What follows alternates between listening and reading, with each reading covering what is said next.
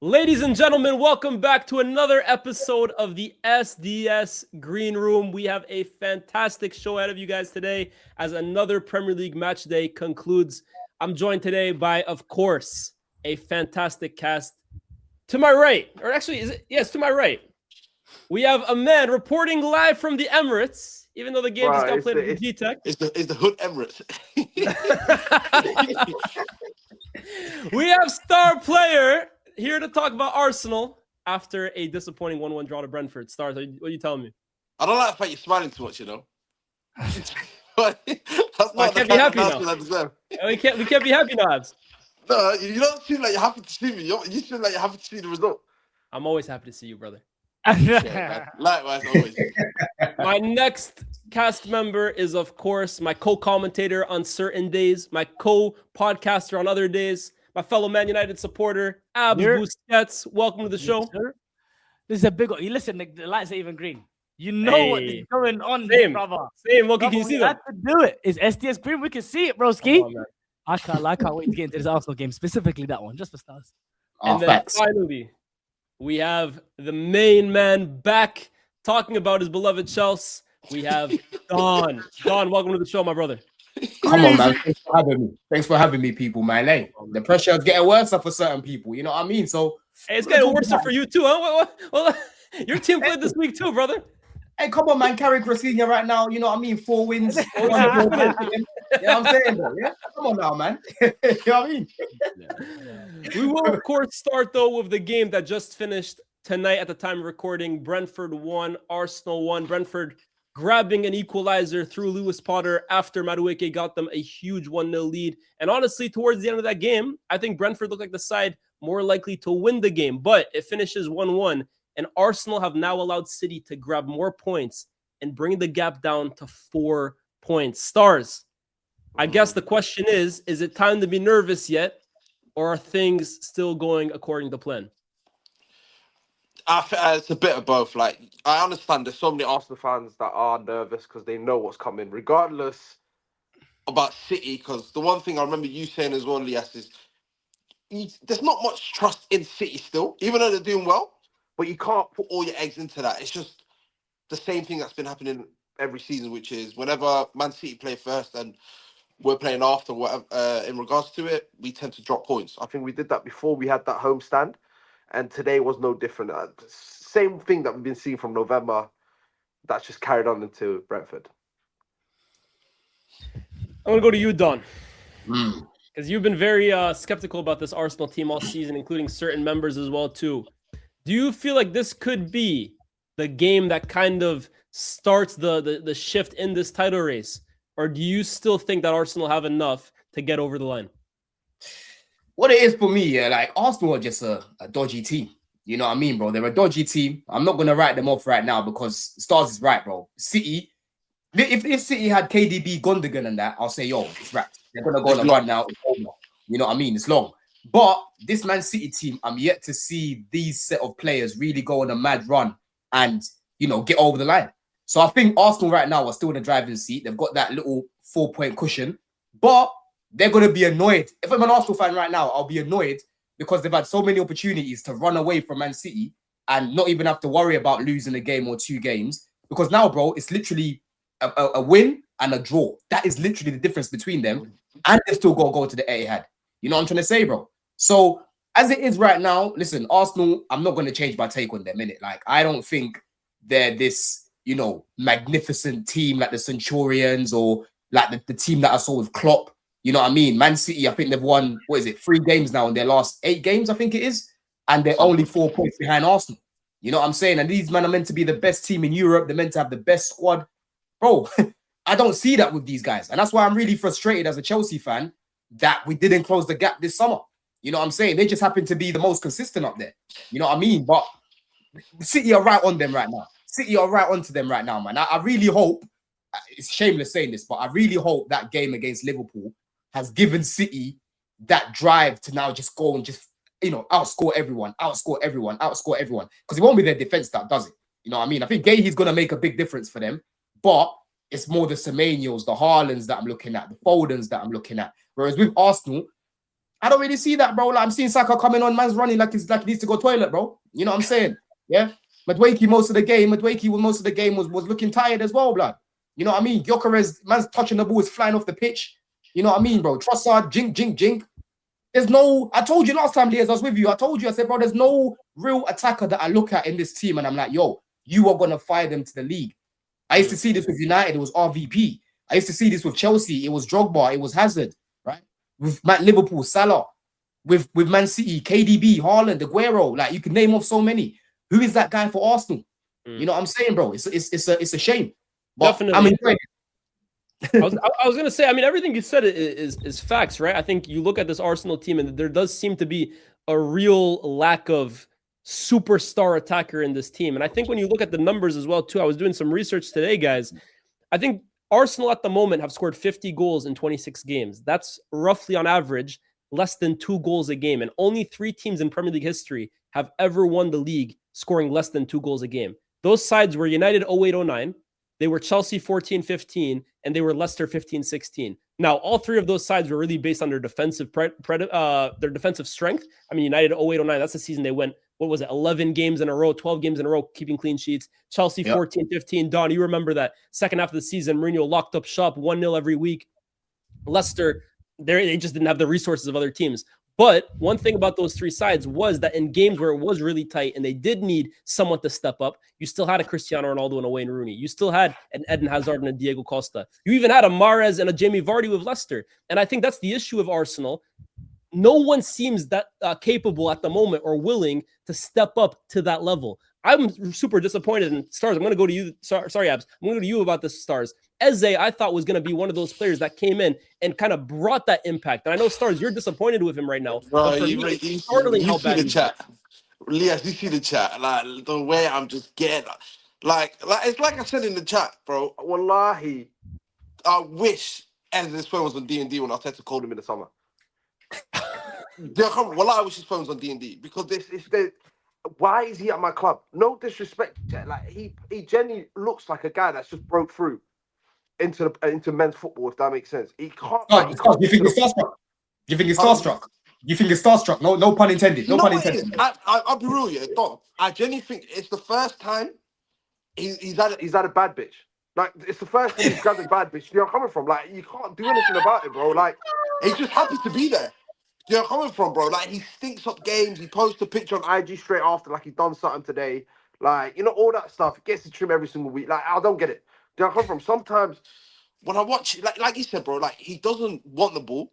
And if he don't get the ball, he's in the wrong pockets. He just looks flustered, bro. He looks like he's out of his depth. For a person that's 27 years old as well, where he should be realistically solidified into playing week in, week out, especially for what he's done at Palace, carried them more or less the last 2 years. I thought he'd have a similar impact to Elise in that sense, in terms of, you know, like, I'm ready to make that big step. Everyone thought that he was ready to make that big step, but unfortunately, because the one thing my gut's telling me, this is not a real thing, but my gut is telling me, I don't think Arteta looked to play Odegaard that early at all. Do you know, I genuinely thought it might have been like the last 5-10 minutes just to get some foot minutes under him, if that makes sense. But the fact that Eze stunk it up that bad, it forced him to make that change in 45 minutes. Abs, this was a game where Brentford really beat Arsenal at their own style, right? Set pieces, long throws. That's something where Arsenal have been so strong this season, and Brentford really just punched them in the face, gave them a bit of the taste of their own medicine. I mean, Coyote today, those long throws, that's Delap-esque. Where do you think this game was won and lost by Arsenal? Or I guess say won and lost. I mean, they didn't do either, but where do you think this game kind of slipped away from Arsenal? You mentioned it. You mentioned about the physicality that Brentford brought to the game, but this Arsenal team, if they go on to win the league, I tweeted this out as well. Arsenal 25-26 will be known as the unwatchables. Genuinely, it is so hard to watch your team play football because I don't think you're playing football. Like, it's that bad. Brentford and Arsenal were going band for band in this game. Band for band. And Brentford, we understand it. Keith Arteta, because Arteta is what he's doing. Set pieces, long throws, corners. We're doing the same thing here. It's the same template. Keith Arteta said, brothers, we're here to win duels. We're here to outrun our opposition. That is the purpose of our game plan here. And he probably expected Arsenal to come with something different. Arsenal said, we're doing the exact same thing. And that's why this game had to end as a draw. Football had to make it happen like this because Arsenal approached this game the way Brentford approached this game. Obviously, Arsenal fans will turn around and they will say, we tried to play. It's a low block. This is the situation that we're in. Our attackers, there's injuries. All of these things are valid. But I've said this season after season. I remember saying it to Sharks on the pod as well. After a while, context becomes excuses. And the very scary situation for Arsenal right now is that as much as Don and Stars both said it, this isn't the same City that we know to be hounding behind a team in a title race. This is still Manchester City. This is still Pep Guardiola. This is still Erling Haaland. You say they're not the same team to hound. They're 4 points behind now, Abs. Exactly. And that's the scary case right now. For Arsenal to be so hard to watch. Like, no Arsenal fan can genuinely, with being honest to themselves, say that there's been anything positive really to watch on the football pitch, other than maybe a couple of matches. Brother, we're so far into the season now, and Arsenal are still unwatchable. And does it matter? They will say, I don't care. If I get points, how long have they been saying that? I don't care. And how long have they been saying when our attack clicks, when our attack clicks, when our attack clicks? And I keep saying this weekly, maybe this is just what you are, right? Maybe this is just what you are. This is just how your team is, bro. Eze, timid. He gets the ball. He spins on it. I call him Booker T because he's spin-a-rolly, bro. Yeah? Booker gets the ball. Spin. Can you dig it, sucker? And one thing I'll say, Lyes, before you come in, yeah? It was so refreshing seeing Raya being surrounded the way that these men like to surround people, bro. Yeah? Because when it comes to corners for other teams, they've done it against you, man, at Emirates. They've done it against us at the Bridge. They love to just surround the goalkeeper and barge them out of the way so they can't jump for the ball. That was what they got today. Yeah? It's beautiful that the goal they conceded was from a long throw. They got stung by one of these set pieces, one of these long throws. You know what I mean? Yeah? Man City have to use this, bro, because Man United and Chelsea have only scored 3 less goals than Arsenal, bro. Liverpool last season had a worse defensive record than Arsenal, but the difference was they scored more goals. Yeah, I don't need to be getting clean sheets in every single game. These lot get so rocky off of clean sheets. Win me the game, bro. I don't care if I win 3-2, 3-1, 4-2. Get me the win, and I see more goals in that City side, bro. You know what I'm saying? I see way more goals in that City side. But the question comes down to what, like, you can't really put, like, obviously this all could mean nothing if Arsenal go on to win the league. Like, that's why you have to be careful when you're analyzing Arsenal, because they will look at, and some Arsenal fans will look at this and say, yeah, we've got another point. It's better than not losing the game. And I understand if you end up winning the title, that positive outlook on it is valid. And that's why we're in a results business. If you bring that trophy home end of the season, it doesn't matter how you played. But this is coming to a point right now where City, who have criticized all season for conceding too many chances, might be the team that ends up, if we look at the difference between the Fulham games, and I know we're going to come on to City Fulham, it was 5-4 last time at Craven Cottage when City and Fulham played each other. This time around, and I know we're going to get onto the game, they were able to get a clean sheet against Fulham. If this City team, who we can have a lot more credit to say if this clicks, there's more credit in the bank with these players to say if this all works out, if Shirky works out, if Semenyo, who's got his most goals in the Premier League campaign, works out, Haaland, who is having a poor season, is on something like 20 Premier League goals. If that works out, then Arsenal could have another title slip out of their hands. And then question marks go straight back up to the top. Let me ask you, Lyes, as well. Yeah? Let me ask you, Lyes. I've got a question for you, actually, right? Go ahead. I'm the host normally, but we'll let the guests ask questions. I've got a question for you, yeah? Go ahead. So obviously we know Man City about to play Arsenal in the final, right? Yeah. What do you think that's gonna do for either team, depending on who wins? Brother, I'm very big on the Carabao Cup. I know it's not the biggest trophy in terms of, like, if we say silverware is the currency of football, right? Let's say the Premier League is worth 1,000 pounds. The Carabao Cup is worth like £1. But I still think when it comes to it is right. It's for clubs like Arsenal, City, United. That's not the be all end all. But I'm a big believer, especially for teams who have not won anything yet. This can potentially be the catalyst to platform the rest of your season. Don, you'll know this across your years of supporting Chelsea. The first time Mourinho came around, what was the first trophy he won? It was the Carabao Cup. The second time he came around, what was the first trophy he won? The Carabao Cup. That can almost just be like a jetpack to further success throughout your year. And I think Arsenal, a team that have been starved of success in silverware for so many years over the last few years, they need that badly. But I also think at the same time, too, the fact that the two teams competing in the Premier League are the two sides that are going to face in this final could have a huge mental impact on how the rest of the season goes. I honestly think any team that wins that final is getting a mental edge on the other, in my opinion. 1,000%. I agree with that. Does it concern you though? Like, let's say Arsenal go and win it, right? Do you think they'll be a little bit like, okay, we've got over the line? Because I know we could go the other way. We've seen him with Pep. Like, he started to win it with the Carabao Cup and that. But do you think Arsenal could think, okay, we've won something now? Even if we do bottle the Prem, at least we can walk away not empty-handed. Do you think it could go? I don't think so. I don't think so. I hear what you're saying, but because it's like you said earlier, like all you guys have said earlier today, it's more to do with being top of the table from more or less from September to now and giving it away the last week or two, whatever. If Man City win it, it don't matter. It don't matter if we win the Carabao Cup, because again, it'll go back to what you guys have been alluding to the whole time is, yo, this guy, we don't play expansive football, we don't play good football, we're unwatchable, this, that. Like, the only thing as an Arsenal fan that we're coping about was that 22-23 season where we was playing football, and then now we're so catty, we're so like we just want to win the league that we're closing our eyes. We don't care how we win now, even though in reality, like, you guys all have Arsenal friends, whatever. No one wants to watch the way we play football. Like, no Arteta doesn't play. Arteta just plays to win the game. He doesn't play to kill the game. Which, by the way, that's not a problem, Stars, right? Again, like, let's not pretend like every single title winner has played the most beautiful style. And I think that's what a lot of people are almost like. We have this fairy tale in our minds that every side that wins the league has to be the most attractive style. Look, Chelsea won the league when Spurs were probably the most fun team to watch, if you want to look at it, right? City have won the league in I think in 22-23, Arsenal were the nicest team to watch, but City won it. Agreed. If your style is effective and gets the job done, at the end of the day, it doesn't matter how you get it. There's numerous ways to skin a cat. Make sure it's skinned. But at the moment, and I agree with that. And you're right with that. Sorry, my bro. You're right with that. I completely agree on that part. But it's just like you said, like, it's gonna turn into Bayern 2 seasons ago in the Champions League, where you just run out of ideas. When a team sits in a low block, like you guys did against us when you guys beat us, when Liverpool came to the Emirates, it's like, Stars. Let me say this, right? I think it would take a massive collapse from Arsenal to still lose the league. I think they will win it. But personally, I don't see this team winning the Champions League. I don't. I know there's this talk about quadruple, treble, all that. I think in the Champions League, this team will be undone. I know they've been unbelievable in Europe, but I still think against the elite of the elite in Europe, I think they got slip-ups in them personally. And I don't think... This is where all of our teams need to come together, yeah? The Uniteds, the Liverpools, the Chelseas, yeah?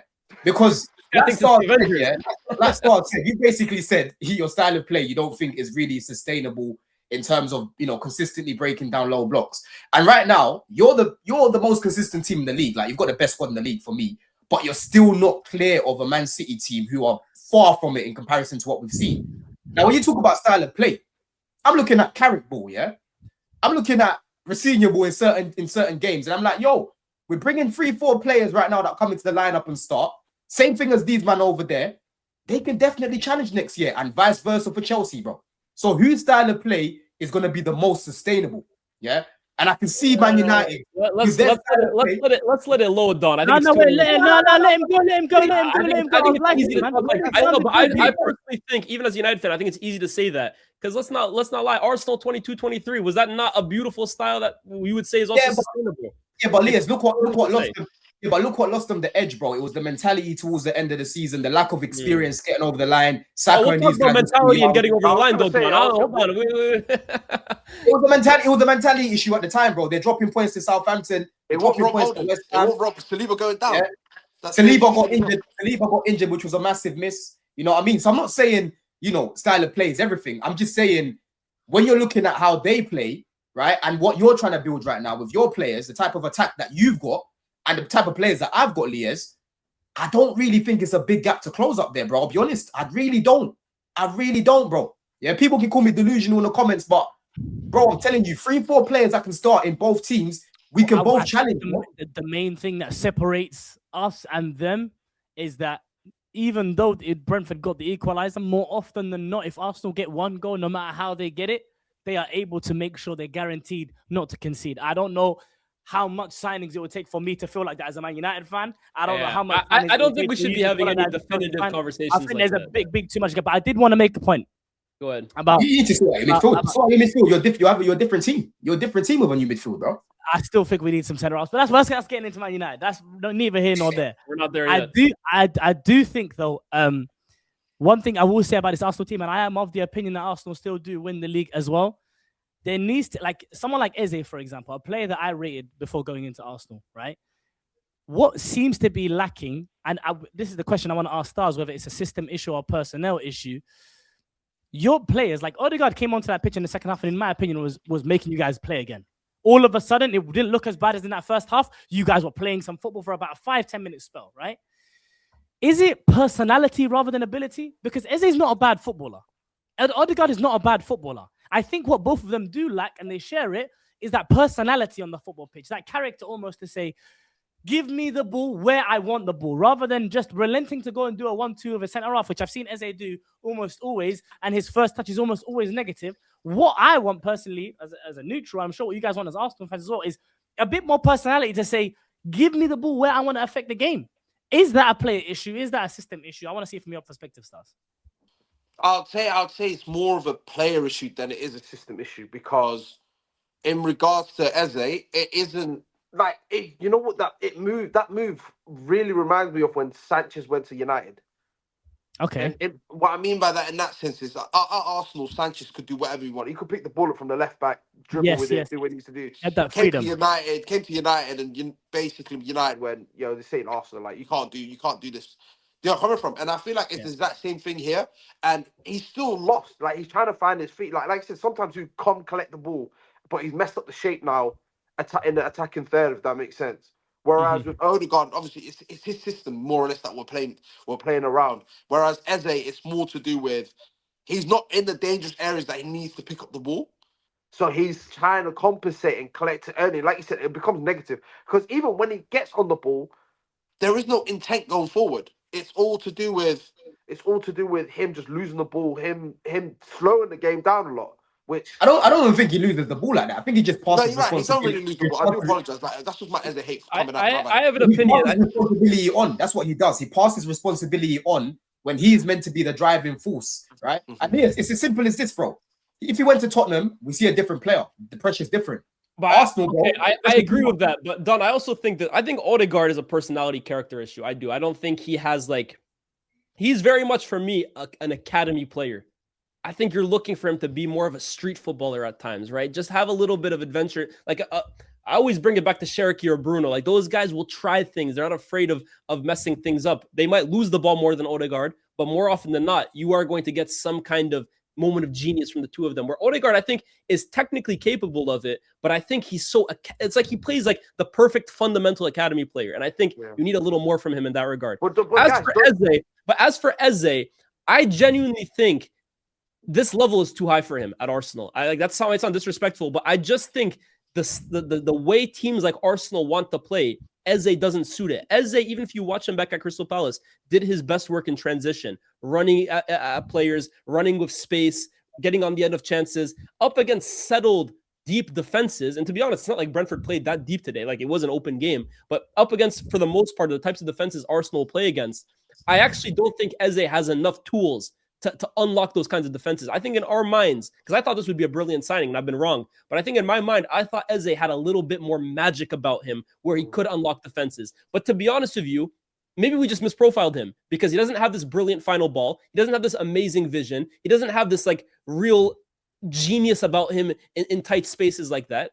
I think maybe we just looked at it wrong about Eze. And at the moment, I don't want to say it like definitively because there's still a long part of his Arsenal career left, but he does look a little out of his depth in this side. Yeah, but one thing that hasn't helped him at all, I think, is the number 9 that they bought in the summer transfer with him as well. Because if there is one thing that we knew about Eze when he was playing at Palace is that he was able to play off Mateta, feed Mateta. He was able to do that with a big number 9 that could play football. Victor Gyökeres is constantly fighting not only the defenders, but also himself. He's scrapping himself, and he's also scrapping the ball, and he's also scrapping the defenders. He's doing 3 fights in one movement. It's not helping. It's not helping no one. And with that, I don't think that is helping Eze. I'm not making excuses for him because I completely agree with everything you guys have said so far. He has not been doing enough, and I think he has a lot more to show because I actually do think he does have more magic than he's probably shown us so far. I think his best role would probably come off the left. I'm surprised he hasn't played more off there. Potentially, but then I think they might need a different dynamic of a fullback. And right now they've got Mr. Marcus Rojo Hincapié over there, or Calafiori. So many different options that they got over there. So it might not work with him off the left. But I think Victor Gyökeres has not helped him. And I can't believe I'm saying this. I can't believe I'm saying this. But I still feel I might even be a bit sorry for him as well. Because that brother's been asked to run into corner flag.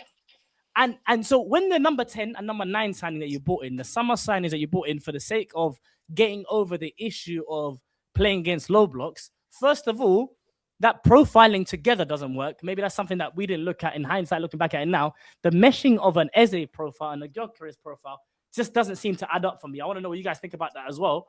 But it just doesn't make it seem like those two signings separately made sense and together they don't make sense as well. I want to move on. I want to move. Stars, make their last point, and then we got to move on to the next one thing in regards to your point, Abs, in regards to Gyök, you're right in terms of he's not the right profile. Everyone knew that going into the summer when he signed, whatever, yeah. But don't you think it's weird and coincidental that the best person that's worked alongside Gyökeres is the guy we missed the most today, which is Havertz? Yeah, 100%. But I think Havertz makes more. But I think Havertz makes Eze better as well, though. No, but my thing in regards to Gyökeres in terms of the 10 that you talk about with Eze is even Odegaard did it today where Havertz doesn't need that many touches to release the ball, if that makes sense. I remember in the second half where Odegaard nicked the ball off someone, Gyökeres was through the middle. First time. Yes. But like you said, Abs, he tries to do the perfect thing. So he drove with the ball, cut it short to Declan Rice, where Havertz would have just took it and just played it first time like Gyökeres scored. He plays what he sees, you're right. You're right. You're right. Havertz is the only one really who seems to have any real connection with Gyökeres. He barely played the season. Exactly. It makes no sense. Yeah. But he knows how. With Havertz, he knows how to use. He knows how many touches he needs to take in order for the play to go. Whereas Odegaard, Saka, Eze, they like taking too many touches. Even Trossard, to an extent, he does play the first time pass here and there to Gyökeres, which kind of opens him up. Where I feel sorry for him. He's not a great footballer. We know that Gyökeres is not a great footballer. Yeah, but I feel sorry for the same time.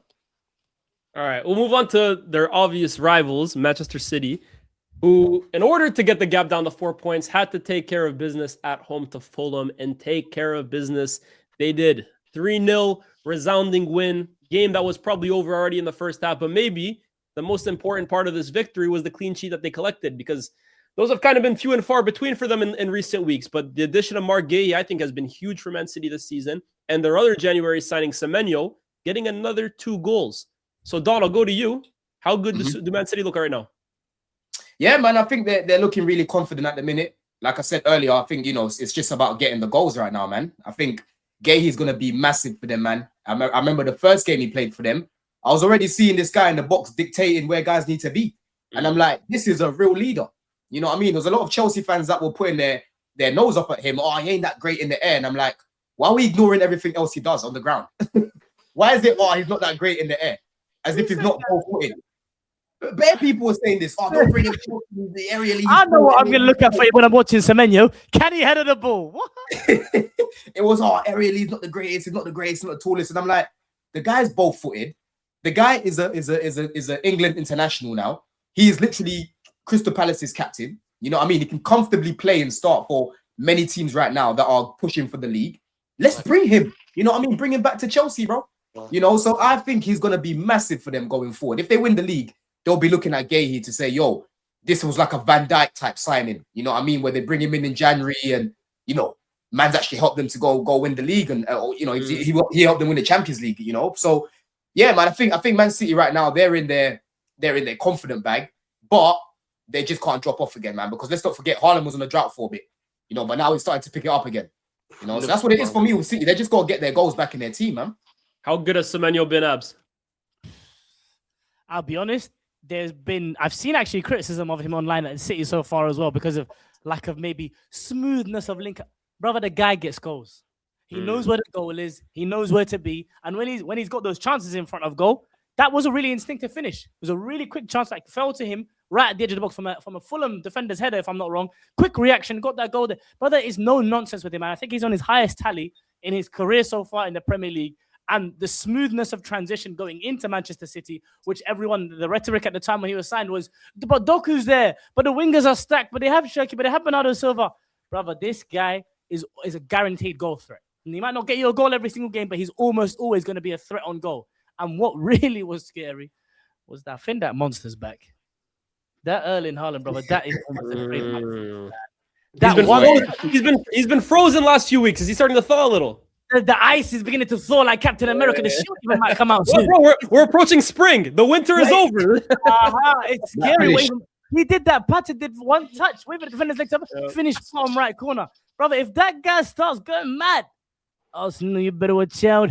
You better watch out. It's mad, you know, because I'm even looking at the next 3 fixtures, Lyes. Yeah, they've got Newcastle, who they tend to beat in the Prem, that is. They've got Leeds away, which will not be easy. And then they've got Forest at home, yeah? Whereas Arsenal, they've got Forest at home. They've got Forest at home. Whereas Arsenal, they've got Wolves next week, Wednesday. I think they'll win that game, yeah? They've got Tottenham, new manager bounce and whatnot. You know what I'm saying? I don't know. He said new manager bounce for Spurs, but not Forest. You see what he did there? He did new manager bounce for Spurs, but not Forest. Don, you're foul. You're foul, Don. Don, you're nasty work, bro. You know, it's Forest is still at the Etihad. You know what I mean? Forest at the Etihad. Tottenham is away. You know, these days, their home games are away games, bro. I'll be honest with you. You're gonna beat Tottenham. You're gonna beat Tottenham. But what I'm saying is, them not having Frank has made it more interesting. Is my point, right? You beat Tottenham. They don't even have a coach. They don't know what's going on. Yeah, and then what's gonna happen after that? What's gonna happen after that is the mighty Chelsea are gonna turn up to the Emirates. And we're gonna have at least 3 or 4 players out again. Yeah. Wow, hold on, Don, are you gonna try and win the game this time? Try harder. We gotta try harder. I went to Timber. We gotta try harder. It's impossible not to try harder. But yeah, man, I'm looking at the next 3 games, and it's a little bit more favorable for Man City, man. I'll be honest with you. Like when I look at these games, they've got 2 at home. Arsenal got 2 away, and then obviously they got Tottenham away. I think they'll win that game, but it will be interesting to see what happens in the next 3 games, man.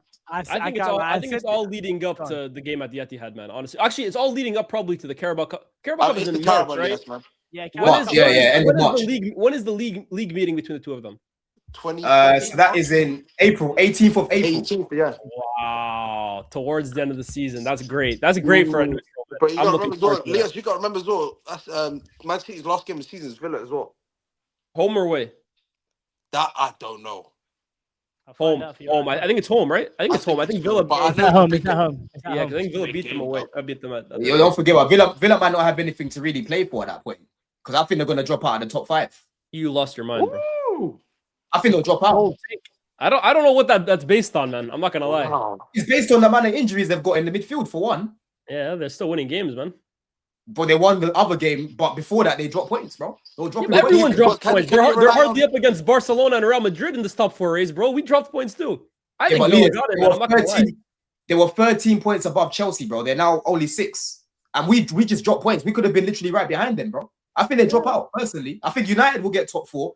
I think Chelsea will get top 4. I think we're talking top 5. At top 5, I think Villa will make top 5. But anyways, we'll stick to City for now. I think the big takeaway, honestly, like you said, Don, is defensively, because I remember watching the first edition between this game, right? Fulham at home to City. I think it was 5-4. And it just felt like every time Fulham wanted to attack City in that game, they found some form of success. And they were in that little run as well, too, where Leeds were scoring goals against them. It felt like every team going up against City were finding success.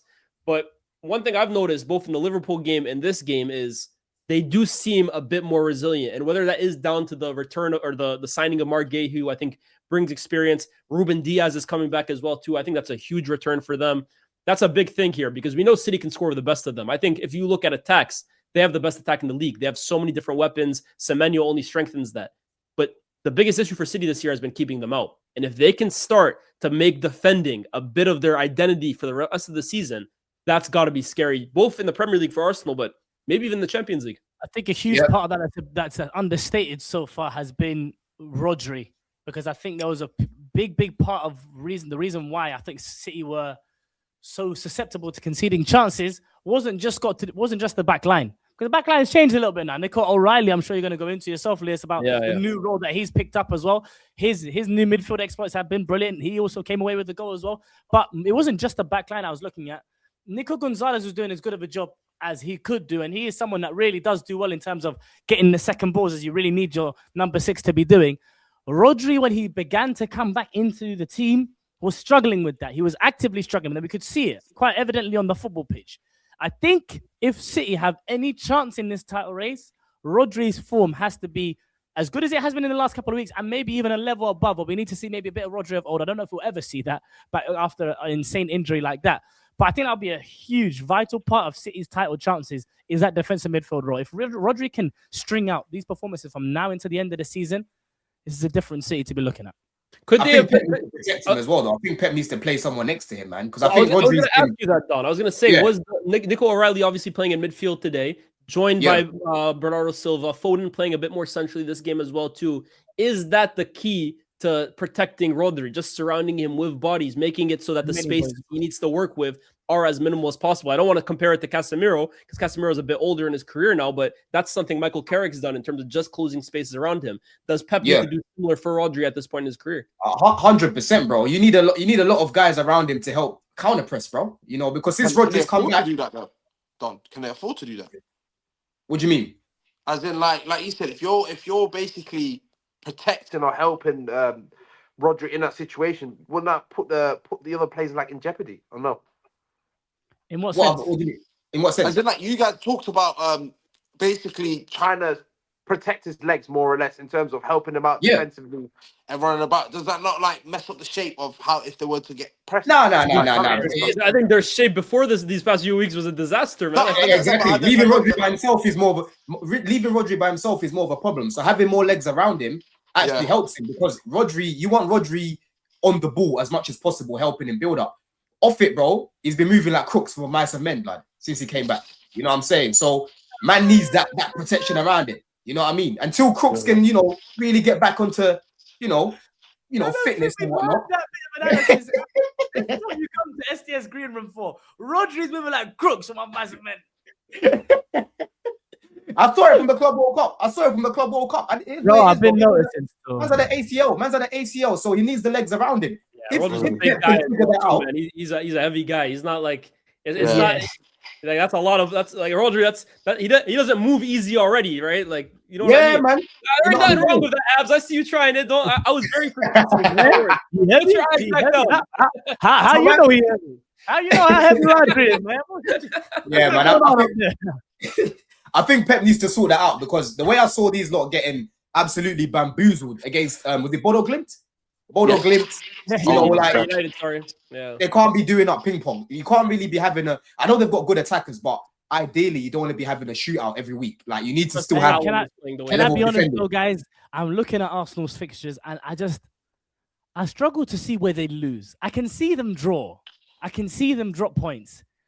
The Etihad, outside of the Etihad, I struggle to really see where Arsenal. I think we've only got 2 games away from London as well, like 2 or 3 games away. Yeah, all of them are local, but then I'm looking. Maybe Newcastle could do something at the Emirates, maybe at a stretch. I love how you do. No, we ain't doing shit, because we're gonna go there with injured players again. That's what's gonna happen. There'll be guys out again. Look at this guy. He's doing his storylines. He's doing his storylines again, man. Bro, cool. Are you going to beat Arsenal? Are you going to beat them in Emirates? We'll talk on that week. We'll talk on that game. I'm going to be honest, guys. I think Arsenal will drop more points from now until the end of the season as the title. Look, they're in 4 competitions. I think eventually the fixture list will pile up. And I think Arsenal will have more nights like tonight where they drop points, whether through draws. It's Man City. I don't know if I see them losing. I don't know if I see them losing. No, they are, but I'm looking at Arsenal first. I'll talk about City in a second. I think Arsenal, there are points to be got off this team. I think they're in a bit of a vulnerable situation over the last few weeks, and I think they will continue. They're not going to drop 15 points, but I think there will be a few more games, 2 to 3 maybe, where they don't win. The question is, and the question has been all season, can City capitalize? Do City have enough to capitalize on those Arsenal slips? That's the question that we all need to ask, because if so, I'm sorry, I don't look at Arsenal as impenetrable. I don't look at them as unbeatable. But the question all season has been, are the competition competent enough to keep up with them? If City are, then I think there will be opportunities to make ground on them, because I look at Arsenal dropping more points. But one last thing on Nico O'Reilly. Abs, how good has he been? Obviously playing in midfield, his natural position from his academy days. In terms of PFA Young Player of the Year, is he a big candidate for that? 100%. But I think more than that, we saw his willingness to pass forward from fullback. Like, I think at one point he was City's biggest creator of that left-hand side, just him alone. And that's even when hold on. Doku was not a big creator. I'm talking about in possession, the passing forward that they were doing from the team.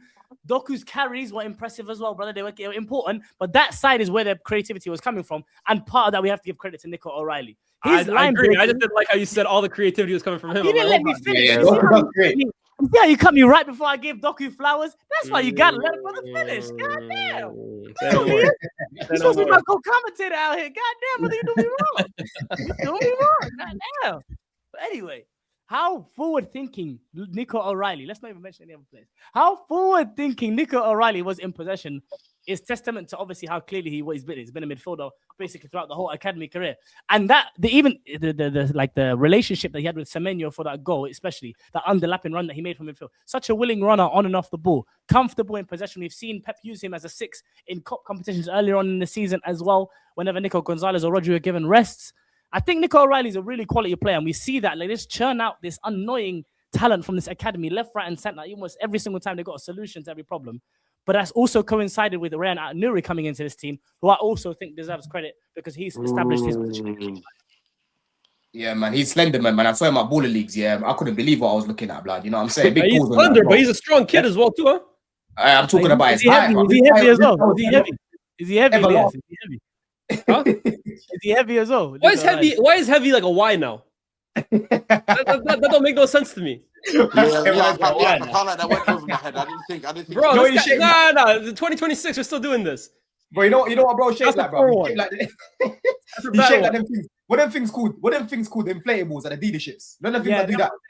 Yeah. That's what Abs looks like, bro. Yeah, he's so tall, you know. Because I recognize my bullies. I'm like, yo, that's O'Reilly. I was like, yo, this guy's tall, you know. He's tall, bro. He must be at least 6'5" at least. Nah, he's all right. He's not tall. Stars, he's not really that tall, is he? He's not really. Abs, you're tall, though. You're tall. I haven't seen, bro. Oh, I just wanted you to say that. Thank you, man. No, yeah, he's cool. Yeah. Me and Nico O'Reilly's the same. Yeah, but me and Lee is just a bit different for us. I was gonna say Nico O'Reilly just got about 100 pounds on you, Abs, though. Can you look up Abs? God damn. Wait, Abs, I told you. Oh, he's got about 100 centimeters on you, though, Lyes. God damn. Hey, man, I might be closer in weight to him though than you. Yeah. maybe Abs soaking wet. He can. Wait, Abs, how tall are you, Abs? How tall are you? Abs soaking wet. Abs soaking wet is crazy. But you never heard the expression of this guy is tapped, man. Just about 6'4". 6'4", yeah, you're tall, but I knew it, man. He must be 6'4". Yeah. Oh yeah, Nico O'Reilly, he's a great player, man. Let's see as well too. Will he grab that left back spot? Obviously, he's been starting last few weeks with Thomas Tuchel in the most recent friendlies. Will he kind of make that spot his own? He's got competition, but he has been damn good. Now, moving on to the other club in Manchester, Man United. Michael Carrick's winning run came to an end at the Olympic ground to West Ham, but it could have been much worse because Sesko grabbing a last-minute equalizer to salvage a point, make sure the unbeaten run ends. But Abs, where did things go wrong for United? Because I think it's easy to say this was the worst game in terms of performance under Michael Carrick. Yeah, where did it go wrong? The attack for once was not firing. I felt as though this was going to be the toughest out of the 5 fixtures, naturally due to the fact that West Ham was going to be a team that is staying in a bit more of a lower block. As expected, they're a team that's struggling, fighting with relegation right now, and I think a lot of credit has to go to Nuno and the setup from the team. But from a Man United perspective, the attack really wasn't firing. Obviously, we played with these almost 2 false nines in Bruno and Mbeumo in weeks past under Michael Carrick, and trying to play through central areas has been effective in those big games in transition. The likes of Manchester City and Arsenal both couldn't deal with it. Spurs couldn't deal with it. Fulham was a bit more of a struggle as well, a bit more of a team that you expect to stay in the lower block. So is that a question that we asked to Michael Carrick and his coaching staff to find a solution for in games? We're going to play Everton in about another 13 days. There's a big break from now until then. There's got to be a lot of coaching that goes on from now until then with regards to how this team, the setup for this team, the right combination of that front line that will be best suited to break down a low block. A lot of people have come out after the game and complained about the Sesko not starting, and I understand why. Having a focal point would be is the natural thing to think when you're playing against a low block. Have somebody to occupy the centre halves rather than two false nines. It's logical. I understand the perspective of it. But when both Xerxes and Sesko came on, all honestly speaking, I didn't think either of them performed well anyway. I thought both of them were pretty poor. I thought Sesko lost the ball a bit too much. I thought Xerxes didn't really impact the game that he would have wanted, other than maybe that glance header. But what you do want from your striker, if things aren't going right when it comes to link-up play, when that chance comes, can you finish? And I think that finish was unbelievable from Mbomo's low cross. I didn't think the cross was even meant to go like that, if I'm being honest. I think Mbomo was going for a bit more of a back post one, but Sesko does unbelievably well to find the net from that perspective. But United, it was a frustrating night, but what is a big credit to the team so far is the mentality, first of all, the reaction of the team. They clearly, evidently weren't happy with the fact that we dropped points, especially because we wanted that winning streak to continue, not just for Michael Carrick, but also for my man, Tim Howard, the long hair guy as well, for him to cut his hair as well.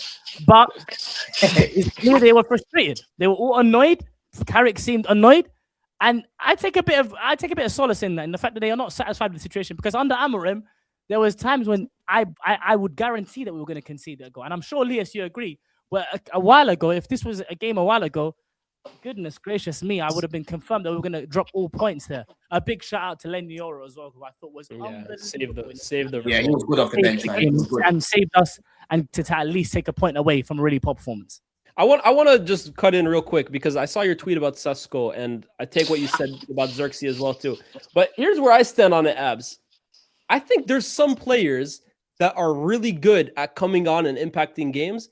And I think there are some players that need to start from the beginning and get a feel from the game from the word go. And I think definitely Joshua Xerxes. I think we saw that last season, that his best run easily comes when he starts and he can get a hold of the ball and he can get up to the speed from the word go. He is not an impact player, in my opinion. I find similar Rodrigo at Real Madrid. I don't think that he's that great coming off the bench. I think he's much better starting. And I think for Sesko, I actually feel for him a lot because he was in such good form before Michael Carrick came in. He had scored 3 goals in 2 games, some great finishes against Brighton and Burnley. And when Carrick came in, he decided to go for Brian Mbeumo naturally because that's what the game plan against City and Arsenal demanded. And Mbeumo did so well, and just like that, Sesko found himself back on the bench, but not really for any wrongdoing of his own. And since then, he still came in. He obviously had the goal against Fulham in limited minutes. He's obviously grabbed the goal against West Ham in limited minutes. But I find that if I were a striker in Sesko's situation, it would be very difficult and also very frustrating having to continue coming off the bench and trying to make gold happen with very limited opportunity the way he's doing. I don't think it's very easy to come on the way he's coming on and immediately just jump into the game and get clean touches and get into the flow of the game. I think that's a difficult thing to ask. I wouldn't have mentioned it if it wasn't something I maybe had seen from him already this season so far. Don't get it twisted. Maybe, he doesn't have, he is susceptible to a loose touch. He isn't obviously this is his first season in, and maybe like for me, I didn't have a lot of data on Sesko coming into Manchester United, but maybe he was billed and maybe sold to me in a way that maybe I didn't expect him to be as when we see him on the pitch. But I do agree with you. It is frustrating for him to be in and out of the lineup as much as he has been so far in his Man United career, but there's no doubt in my mind he's a quality player. I think he himself has to have that understanding that he's going to be here for many years to come, and he will be successful at Manchester United. I think he has. I think he's been nothing but a consummate professional, to be honest with you. 100%.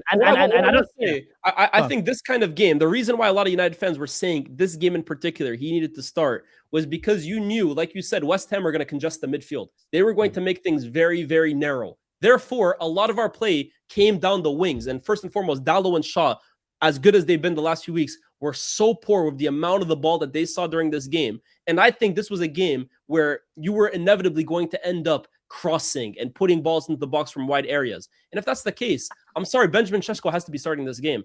Brian Mbeumo has been fantastic in recent weeks, but his game playing as a center forward is largely predicated on playing off the last line, playing in transition. And I think that's where a large call from the fan base to play Sesko in this kind of game comes from, because I think the game state really demanded a player like him. That's where I you needed someone to occupy the likes of Disasi, bro. You know, Disasi's not great in a high line, but defending the box, he's a beast.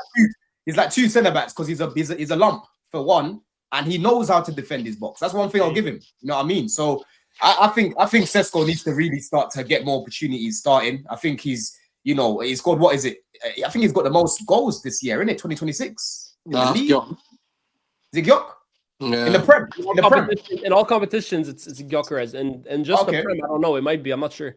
Yeah, he's been putting up some numbers, man. So I think it's time to maybe just put him in the team. I think Cunha is a great guy to bring off the bench. You know what I mean? He not necessarily starting the guy, but if you're talking about like a real impact sub, off the bench against Arsenal, he bags the winner.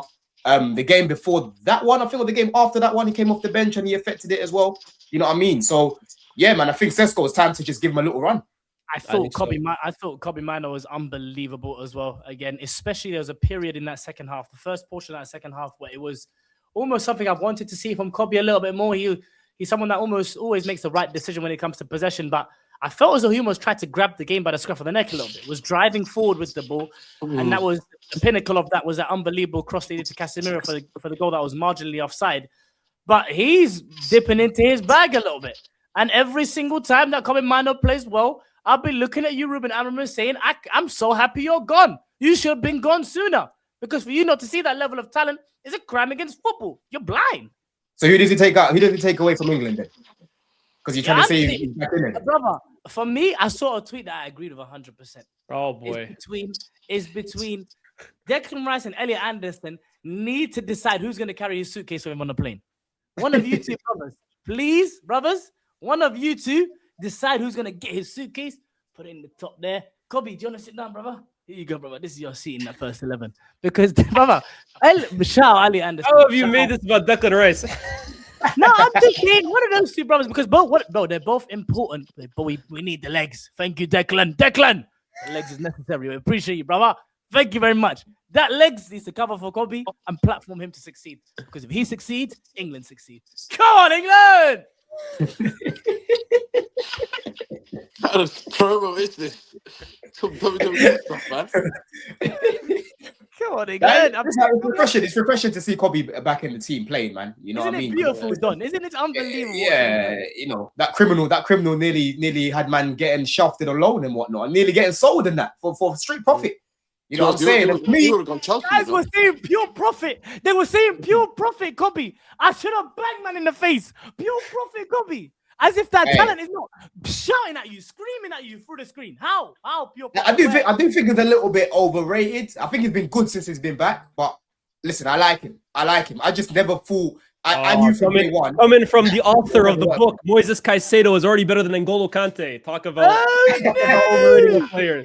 We have the author and the writer and the producer and the director of the hit series. Why you gotta do me like that, man? Is that the segue straight into Rafinha now? Yeah, is it Matisse time now? Love that. Lyes, that's quality. We can segue into Chelsea unless anyone has anything else to add about United. All in all, not too negative a performance. We're happy that it's still a five game unbeaten streak. We kick on to Everton. A long way away. Yeah. Well, Everton's away, innit? That stadium, they ain't really made it home yet, have they? It was Hill Dickinson. Hill Dickinson, yeah, man. Yeah, if this was Goodison, I'd be shaky. I'm not gonna lie. Yeah, they ain't really made it home yet. But it's a disgrace that they've got a bigger stadium than my club. Yes, it's a disgrace, bro. You know what I mean? My club. Why did you say like that? My club. Big up Dej. One of my guys, Dej, he says club. So it's a thing that we do, innit? That's why I was about to say. My club? You're from over there? Talk us about your club, Don. What do you want to know? What do you know about my club? What do you want to know? It's cheeky. What do you want to know? It's cheeky. You know exactly what I want to know. What do you want to know, bro? How's Matisse doing? Why Caicedo's dropped off? Why are we letting in some silly goals once again? You know, Palmer, the big chance. Where do you want to go with this? All of them. You do all of them. You know what I mean? All of those talking points, please. Yeah, we'll be here all day. Tomorrow. Yeah. You know, I want you to talk about Caicedo. I think it's best to talk about Rafinha first. You know what I mean? Because Rafinha's coming. You know, and he's he dropped the shoulder. You know. I did a copy there. You're crazy. You did that thing. That was unbelievable. Go ahead, Liam. That's crazy press resistance, man. Seriously. It needs to be spoken about, bro. Because honestly, like I'm telling you, when obviously the whole thing happened with Maresca, I said, yo, the main thing that the next manager needs to do is get a bunch of these players enjoying their football again. I need to start to see relationships being built on the pitch. I need to see this team going back to basics with overlapping fullbacks, bro. Creating better chances for the team. You know what I'm saying? And it's no surprise right now that Chelsea are back firing again. I know people can look at the teams like the Leeds. Okay, we scored 2 against Leeds. We scored 3 against Palace. We scored, 3 against Wolves? I'm telling you, the way that we were playing before he came in, these things were not going to be happening because the team was not being set up to the best way that it could be. We weren't seeing overlapping fullbacks. We were seeing Garnetto. You know what I'm saying? I don't even call my man by his name. Yeah, I call him Shirley Carter. Garnetto is insane. Garnetto is unbelievable. Bro, Garnetto is a because men are saying, oh, João Pedro. Listen, João Pedro's played a lot better. But the reason why, bro, is because look at who we're surrounding him with, bro. We're surrounding him with the likes of Esteval, the likes of Cole Palmer, right? We're giving him an overlapping fullback. We're giving him we're playing through the center of the team rather than consistently going wide, asking him to jump up for headers. He's not Victor Osimhen. He's not the worst in the air. I think he's actually quite good in the air, but he's not a Victor in the air. You know what I'm saying? So I just feel like Rafinha's taking it back to basics and he's actually helping the team. You know what I mean? He's improved quite a few players already. Enzo Fernandez. Lyes, you're a guy that says, yo, Enzo ain't a better 8 than you know who. You know what I mean? Enzo looks like he's starting to really pick things up again. Yeah? Who's Voldemort? You know Who's Voldemort? Who you know who? Oh, he's your Voldemort as well, too. Abs. Oh! Enzo yeah. Declan Rice. Cadabra. Don't talk to him about that guy. Don't talk to him about that guy, man. Stars. We have the defensive league here. Honestly, you're talking about Garnetto. This is what is it? Abs Don, bro. Honestly, this is like don't do that. That was horrible. I was trying to think of he had time to think of a duo name. I didn't have time. That one was not landing. Man, I'm telling you, man. Right now, yeah, Rafinha's tapping I into know his. Don's been working all week on that nickname. I didn't have the time. Hey, I'm telling you, Lyes. You see, right now, Rafinha's been tapping into his Pogba left wing days. Yeah, Enzo left wing right now, bro. He's been cooking on that side, man. You know what I'm saying? He's tapping into that little section right now. Left wing back. You're getting crazy. Yeah. Bro, he's been starting on the left. You know what I mean? And Andre Santos. Jesus, man. Yeah. Let's talk about Andre Santos. So hold on. You're saying Enzo's starting on the left wing? Well, it's left wing on paper, but he's actually kind of playing. Enzo being a better than 8 than Declan Rice, but he can't even play 8 in this team. He's not actually playing on the wing. He's starting in that position. That was a good bar, Lyes. That was a good bar. I had to give that ad lib. That was a good bar. That was good. Cuckoo's been playing more on the left. Cuckoo's been playing more like the left winger because he's been overlapping and crossing the ball, right? But Andre Santos, man, you man, take it away. Take it away. Take it away. I think he's the most natural. Like when Rossignol came in, he was the one I looked at and thought, ooh, if anyone's gonna benefit from this managerial appointment. Obviously, Pedro has done unbelievable since he came in, but I always thought, he's worked with him. He was basically his captain at Strasbourg. It felt like he would kind of be reintroduced into the team because, truthfully, under Maresca, he couldn't get a sniff. I remember him starting one game against Forest in the league, and outside of that, he was basically a bit part player. But give credit to him and Rossignol because the two of them have been reunited, and I think, he's looked really, really good. But he's a talented player. I've always rated Santos. Bro, you need players like him, man, especially where we've got players like Enzo in the team who get cooked about their defensive abilities, right? Yeah. Bro, when you've got Caicedo and Santos there, Enzo just needs to focus about doing things on the ball, right? Just creating, playing passes in behind, keeping the ball ticking, because he knows if he loses the ball, at least there's Santos and Caicedo to sweep up. Whereas before, it was just Caicedo by himself, you know? So tell me why you guys conceded 2 goals to Leeds. Because I'm hearing a lot of good. But what about the bad? Bro, it's the theme of our season. Bad. Come on, man. We need to hit a bad. It's the theme of our season, man. It's Caicedo being rash. You know, he's been rash on a few occasions this season, to be fair. And yeah, man. I got to affirm that one. And then for the second goal, it's clownery. I can give you many examples where we've conceded goals like that, where it's like, come on, man, just clear the ball. Why is everyone dilly-dallying? You know what I'm trying to say? And that's where I'm looking at the sporting directors and the ownership. In the summer, we have to revamp our defense, specifically our centre-backs. Yeah? Because we haven't even got like a centre-back pairing. We don't know who's going to start week in, week out, bro. Whereas, look at Arsenal, you've got Saliba, Gabriel. You know what I mean? Even with Tottenham, you've got Romero, Van de Ven, right? Man United, usually now, it seems to be Maguire and Martinez. You've got a partnership there. With us, it's like, okay, Fofana and Chalobah's built a partnership, but it's still a bit imbalanced because Chalobah's not left-footed.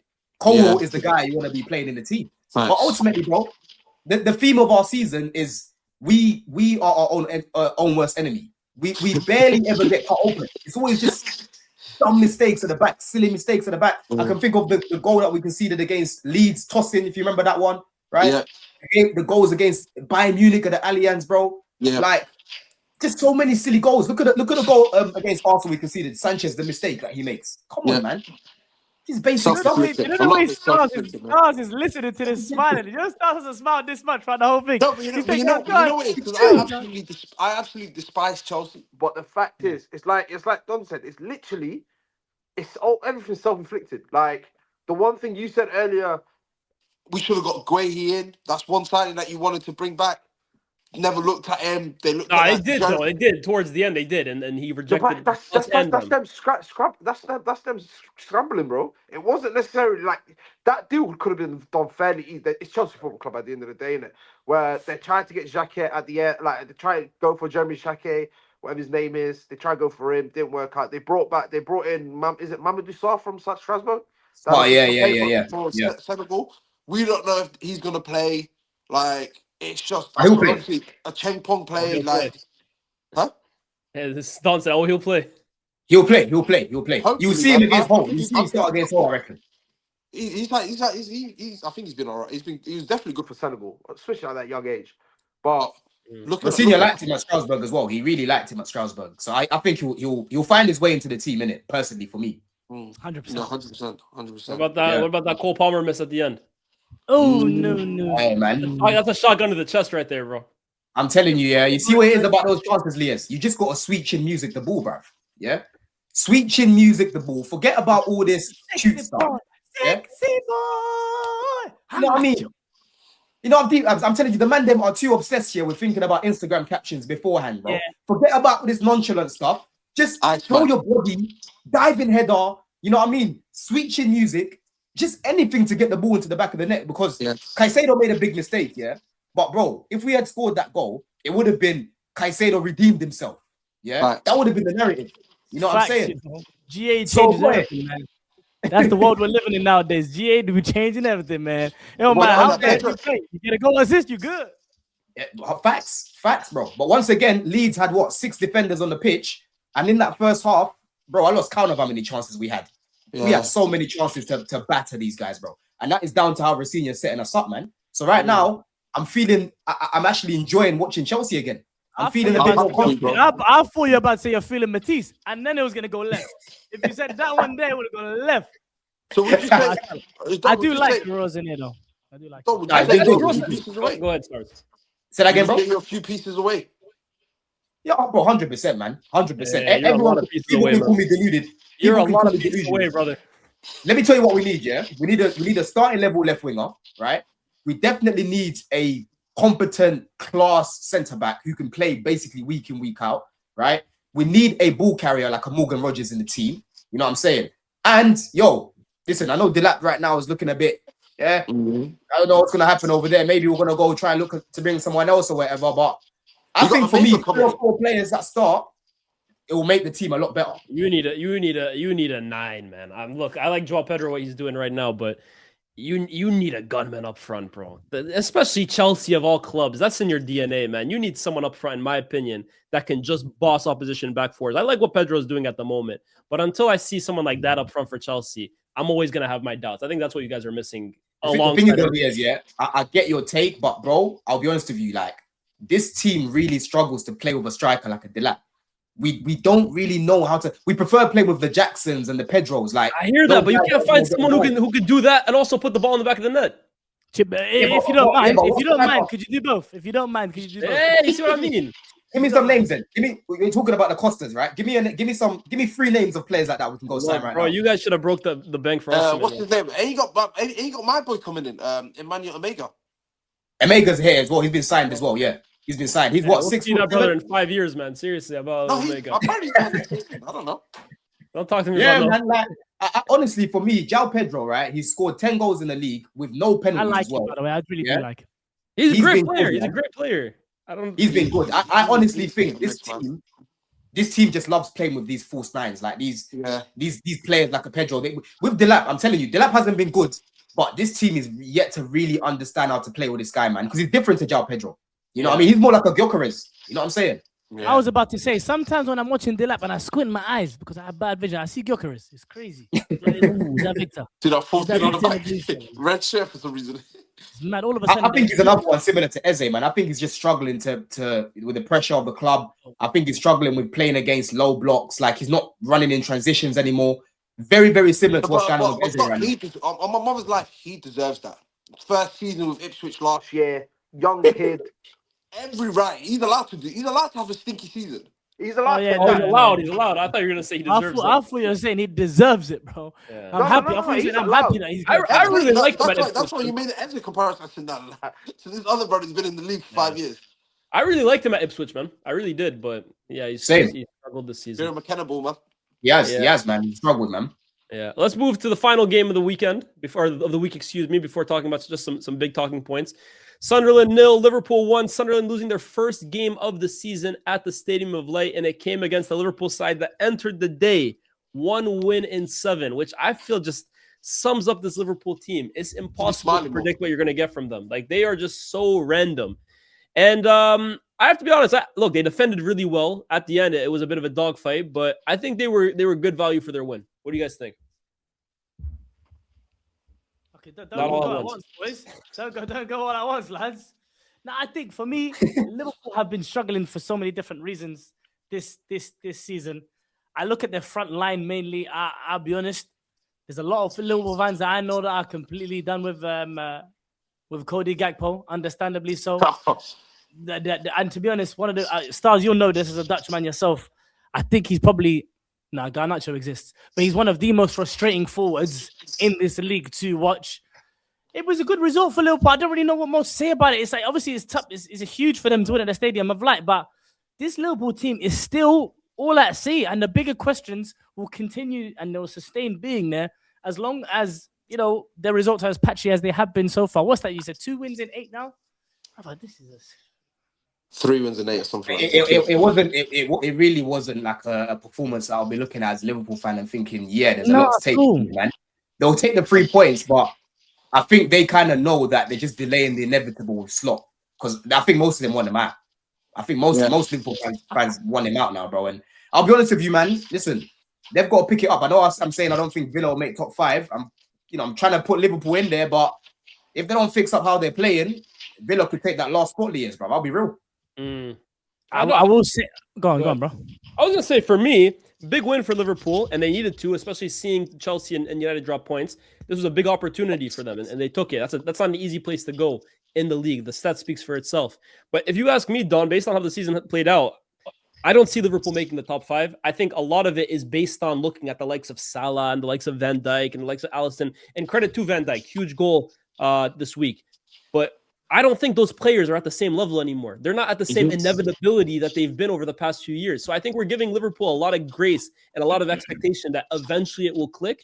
But there's been nothing to suggest this season that it will. They have 7 wins in September. They started the season on fire results-wise, but since then, they have been basically grinding for every single point that they can kind of get. A lot of it kind of comes down, in my opinion, to Ekitike and Wirtz really continuing to grow as the months go on. I think they've gotten better week in, week out. But overall, I don't look at this Liverpool team anymore and think, oh, I'm afraid of them. There's no the fear factor for me is gone. I look at them at the same level as Chelsea and United, and for that reason, they are just as likely, in my opinion, to drop points as those two teams. So I expect Villa to make the top 5. I expect United to make the top 5, and at the moment, I would expect Chelsea to do it as well too. Yeah. No, and in regards to it, great result for them. I feel like they had a lot of good chances as well in that game. Yeah. Even though Van Dijk's goal was a deflection, I think having Diarra put it in the back of his own net. But you know, the maddest thing, I was having this conversation with Hasib earlier in the day. You know how you said earlier, like, oh, I see optimism. I'm 3 signings away, and I feel like we could change it. I think with Liverpool, they're the complete opposite, man. Like, they need the biggest revamp that you can genuinely think of. Like, what do you think so? They've got holes everywhere. Well, you got Van Dijk, who's really good, but he's 35, so you've got to start thinking of the next man. But they have the next. They signed Jacquet and Leone. Those are 2 promising young centre backs. Again, I guess it's like it's unproven you don't know what you're going to get out. Let's be real, you don't know what you're going to get out. I think Yeah, Sheffield they're could be unknown unreal. assets. They're both unknown assets. Yeah. They don't Chelsea get think- criticised for this all the time.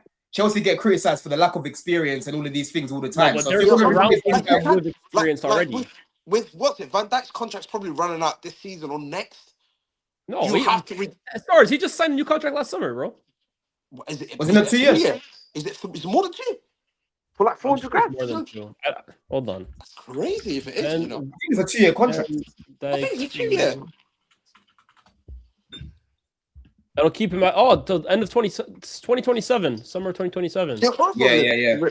Yes, that's what I'm saying. Like they're gonna have to hold on to him at 35, 36. He's turning 35 this year. If you got to hold on to him, then you got fast track Jacket basically to be because Konate's contract's running out, so you don't know. They played what's his name Endo at right back this week.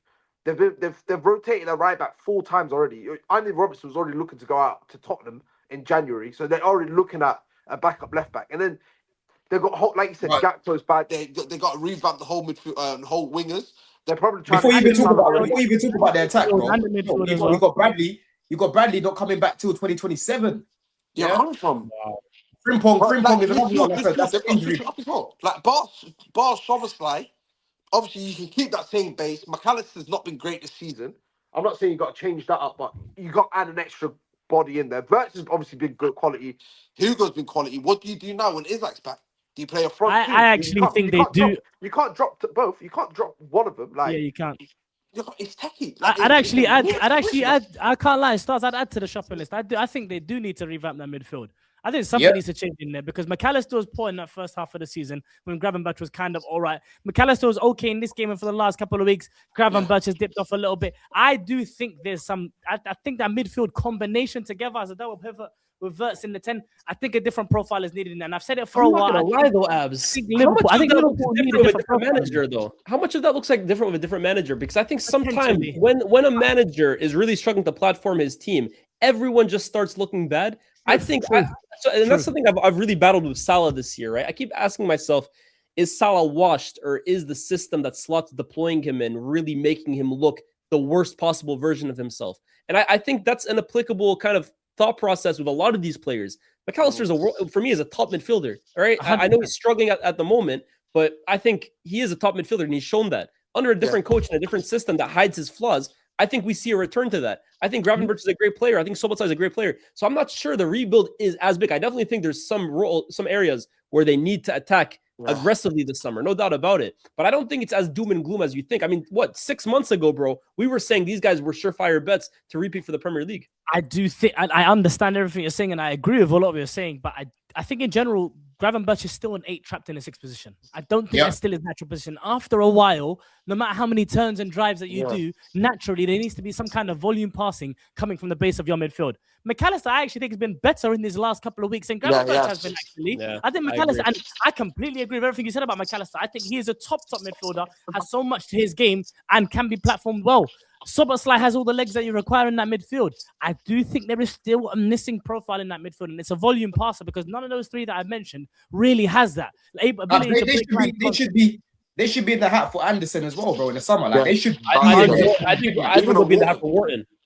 Wharton would be unbelievable. Yeah, but the thing is, it's like the thing is, listen, like I look at Wharton more like a CM rather than a DM, if that makes sense. Whereas with Anderson, I think he's more both. I think Anderson's got more legs than Wharton. You know what I'm saying? I think he can do the similar sort of thing as Wharton in terms of moving the ball around, and he's better offensively for me as well. So I think like Anderson would actually be a better signing. Wharton would be a good signing for them in terms of dictating games and controlling games. But if you want that destroyer, the guy that's just going to be destroying play consistently, I think Anderson would be the better signing for that, bro, because he's a serious ball winner, that guy. Both of those two sort out the issue that I just mentioned about passing. Both of them are more than happy to get onto that ball, dictate and control the tempo of the game. I understand what you're saying about I think Elliot Anderson's a more complete midfielder. He's got more tools to his game. I don't think anyone can deny that. But I look at the idea of maybe someone like a Szoboszlai being the legs for someone like Wharton, and I just think that could be dreamland for Liverpool as well. I hate it obviously because I'm a Man United fan, but from a footballing perspective, the fit of someone like Wharton with the pieces around him could do really well for Liverpool as well. But if you deep it, like they tried to sign Lavia for that position to replace Fabinho, they failed. They tried to get Caicedo, they failed. So they actually haven't They got a even tried, DM. remember, they even tried to get Zubimendi. They tried to get Yeah. Zubimendi. They failed. They actually they've tried, Were bro. they, And they keep linked, failing. were they also linked to Enzo Fernandez? Or am I tweaking? No, they were linked to him, yeah, but they never actually. But he's not a DM. Yeah, He's not a DM. I'm not gonna lie. I think the concept of needing a DM these days as like someone who just sits at the base, and I honestly think it's a little outdated, man. I'm not gonna lie. I think, might have moved on a bit now. yeah, I think now you, as long as you have energy in that midfield, and you have, I don't think it's as necessary. But if we look at this performance in particular, Konate, I think that's his best performance of the season, and it really looked like a return to his best form. Yeah. Especially against Brian Broby, right? That's a physical handful right there. He's I mean, what he did to Chalobah and Tosin earlier in the season, ridiculous. What he did to Gabriel. Hey, Stars, don't start laughing so quickly. What he did to Gabriel, first meeting as well too. Huh? Hey. I'm allowed to laugh, man. I'm like, anything in regards to Chelsea, I'm laughing, bro. Yeah. I laughed and then stopped straight away when he heard his name. But Konate, top performance from him, man. Top performance. And from a Liverpool fan perspective, it's just like you were saying about the Alissons, Van Dijks, and Salazar. Brothers, do you have one more favor? Just that one favor that I asked you for. That's all it is, Liverpool fans. Just saying, please, they didn't do it. one more time, and then they're not doing it. I'm not sure, man. I'm not Let's sure.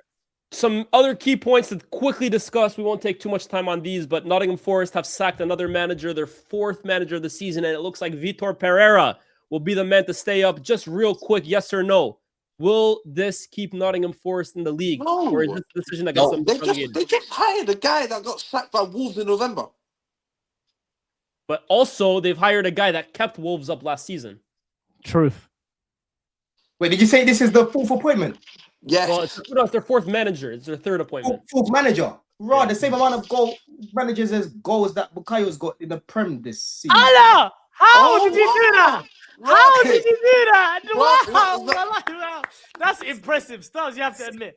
They were talking about Nottingham Forest new manager. Somehow it turned into a second dunk. How? Well, that's Bro, you know, don't know. There's an Emirates flu when they come. And they start pulling out. Like, I don't know what it is, bro. Whoa. Hold on.